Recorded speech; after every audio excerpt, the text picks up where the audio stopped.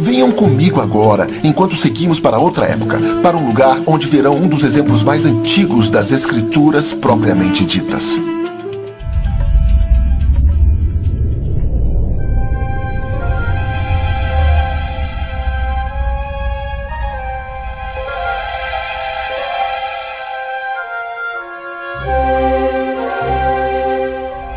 A maior biblioteca do mundo foi construída em Alexandria, uma cidade no Mediterrâneo, fundada por Alexandre o Grande durante sua conquista do Egito.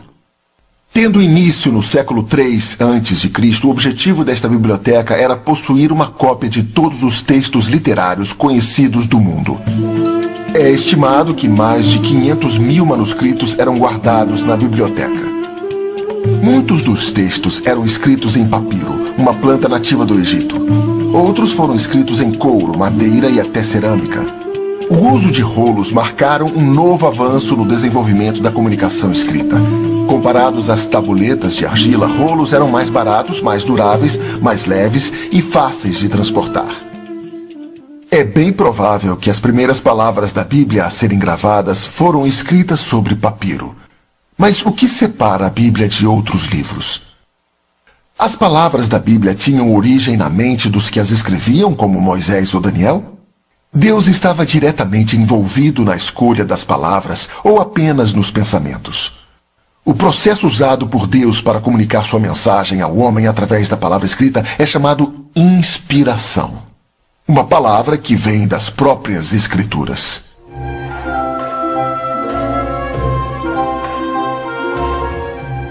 Usamos o termo inspiração muitas vezes imprecisamente. Na verdade, veio da palavra grega theopneutos, que literalmente significa assoprado por Deus.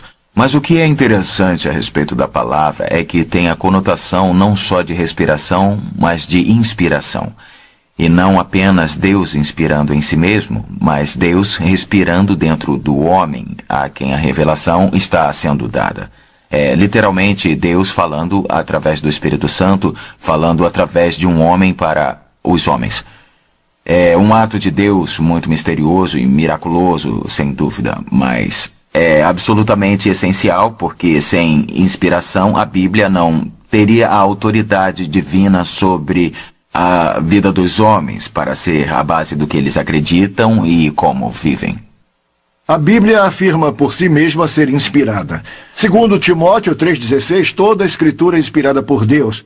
Isso foi escrito no final do ministério de Paulo. Segundo Timóteo, foi uma das últimas coisas que ele escreveu. Então, todo o Velho Testamento, assim como o Novo Testamento, foi inteiramente captado pela mente de Paulo quando ele disse que toda a Escritura é inspirada por Deus. Isso é uma declaração de quê?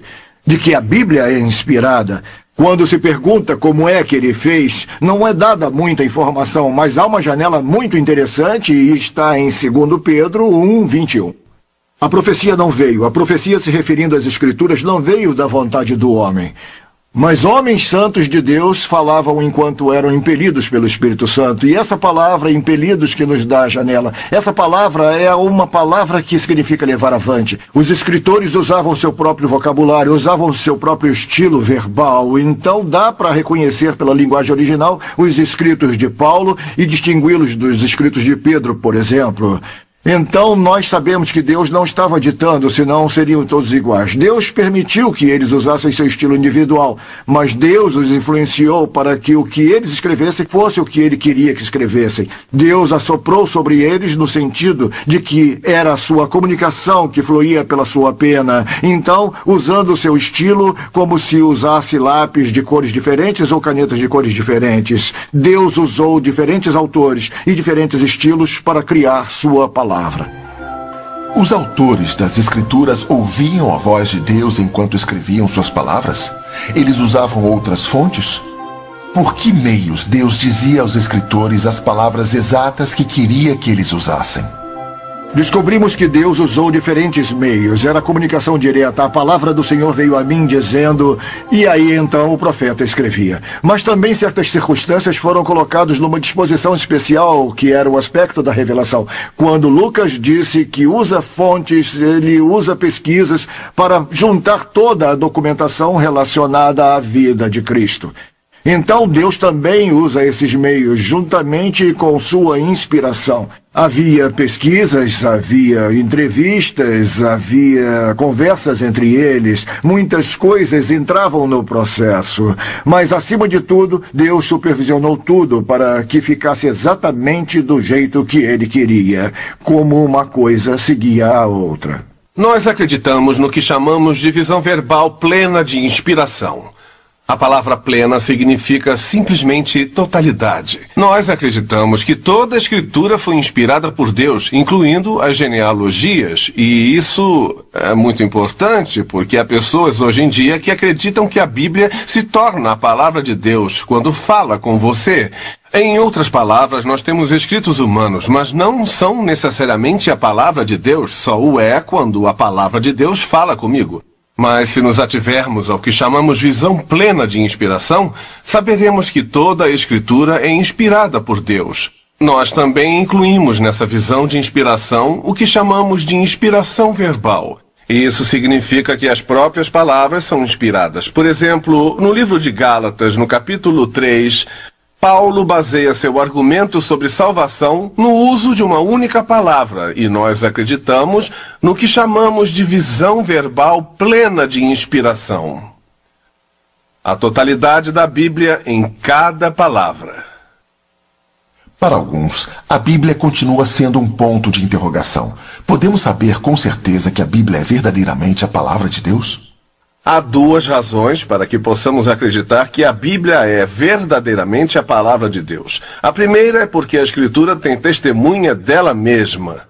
Nós chamamos isso de autotestemunho da Escritura. No livro de Mateus, capítulo 5, o Senhor, falando com os fariseus, disse: "Não pensem que vim aqui abolir a lei ou os profetas." Quando ele usa as palavras lei e profetas, ele estava falando sobre a Escritura.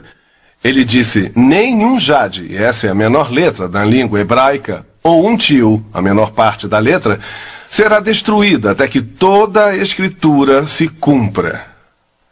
Então, a primeira razão para acreditarmos que podemos confiar nas Escrituras é porque a Escritura é testemunha dela mesma. Há uma outra razão também. E chamamos essa razão de testemunho interno. E esse é o trabalho do Espírito Santo. Esse trabalho do Espírito Santo me convence de que o que a Escritura diz sobre ela mesma é verdade.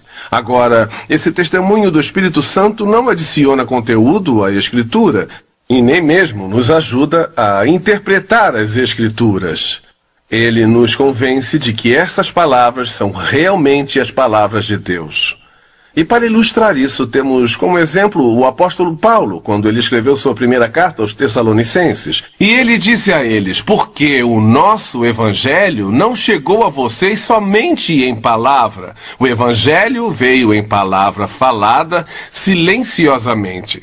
Ele disse: "Não chegou a vocês somente em palavra, mas também em poder, no Espírito Santo e em plena convicção."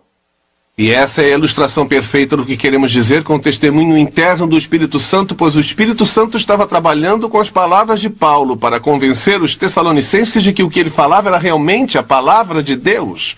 Deus é tão complacente. Até mesmo em nossa descrença, ele nos dá evidências para fortalecer a nossa fé. E muitas pessoas leem a Bíblia e às vezes têm certas dúvidas em relação a ela, mas eu sugiro que leiam diferentes trechos da Bíblia, por exemplo, profecia.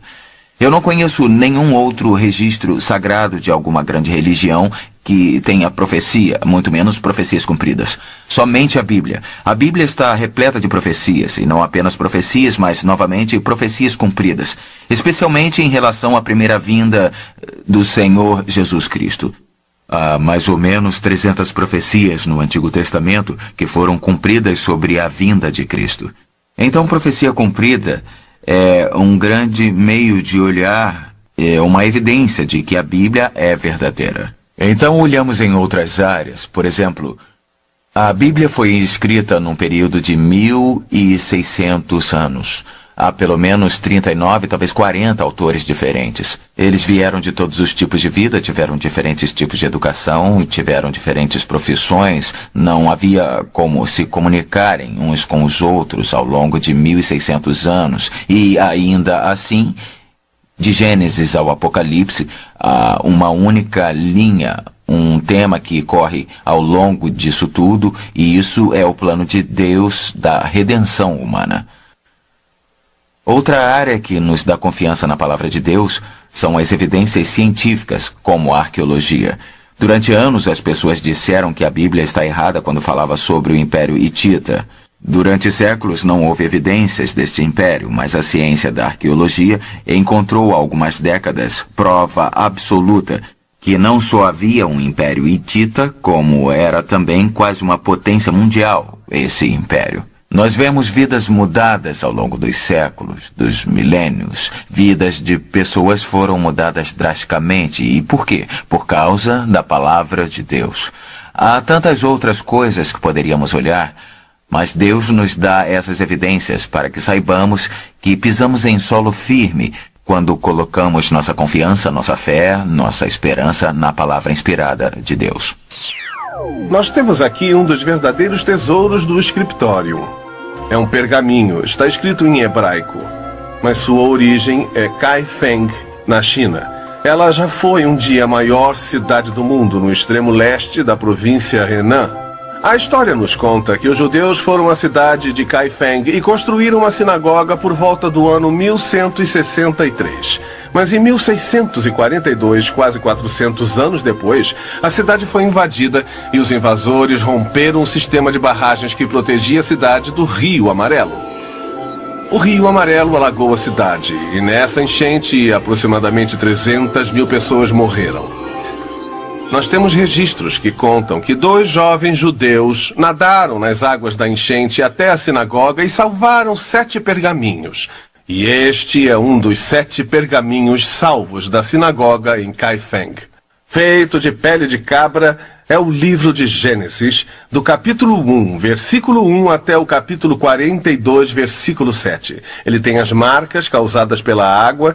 Outra característica interessante do pergaminho de Kaifeng é como os seus painéis estão unidos.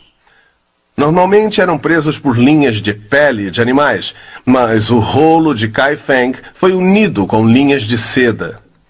Se nos lembrarmos que Kaifeng era localizada no extremo leste da província Henan, nós saberemos que o fio de seda era disponível lá.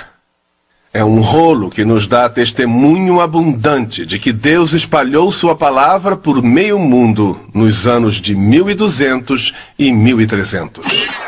Ao longo dos séculos, a Biblioteca de Alexandria foi completamente destruída por guerras e desastres. Quase todos os seus tesouros foram perdidos para sempre. Mas a palavra inspirada de Deus resistiu.